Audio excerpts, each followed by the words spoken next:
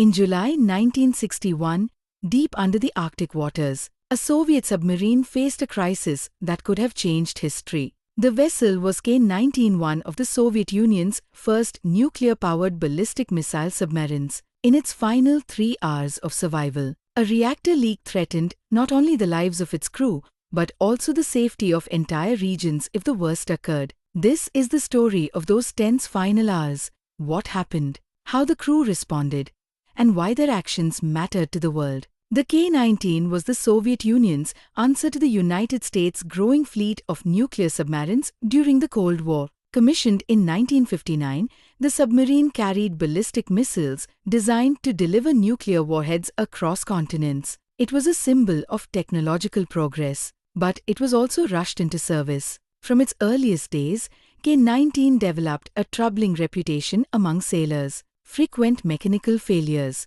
rushed construction, and limited safety checks earned it the grim nickname Hiroshima. Still, it remained in service, reflecting the Soviet Union's drive to compete at any cost. By July 1961, K-19 was on patrol near the North Atlantic. The crew numbered 139 men, many of them young sailors with little experience in handling nuclear technology. During this mission, disaster struck. On 4 July 1961, the submarine's primary reactor cooling system failed. Without coolant, the reactor temperature began to rise rapidly. If left unchecked, it risked a nuclear meltdown, an event that could have destroyed the vessel, killed the crew, and spread radioactive contamination into the ocean. The submarine had no backup system. The only option was for the crew to build one from scratch. Using pipes, pumps, and welding equipment, engineering teams tried to create an emergency cooling loop.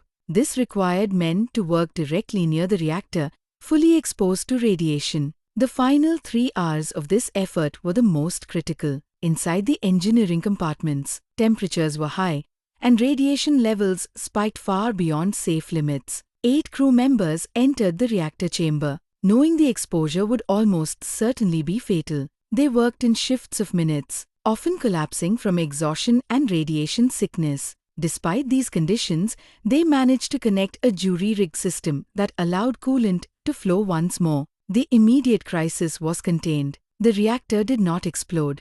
But the cost was immense. Within weeks, the men who worked closest to the reactor succumbed to acute radiation poisoning. Others on board would suffer long-term health consequences. The K-19 incident highlighted the extreme risks of early nuclear submarine technology. It revealed how little safety infrastructure existed at the time, and how political urgency often outweighed proper engineering. For the Soviet Union, the event was kept secret for decades. Families of the sailors received little information, and official recognition came only after the Cold War ended. When records were released, the scale of the sacrifice became clear. The crew's actions prevented a far larger catastrophe. If the reactor had fully melted down, radioactive contamination could have spread through the North Atlantic. Navy vessels in the area, fishing communities, and even coastal regions of Europe could have been affected. It was not just a submarine saved, it was potentially an entire region protected.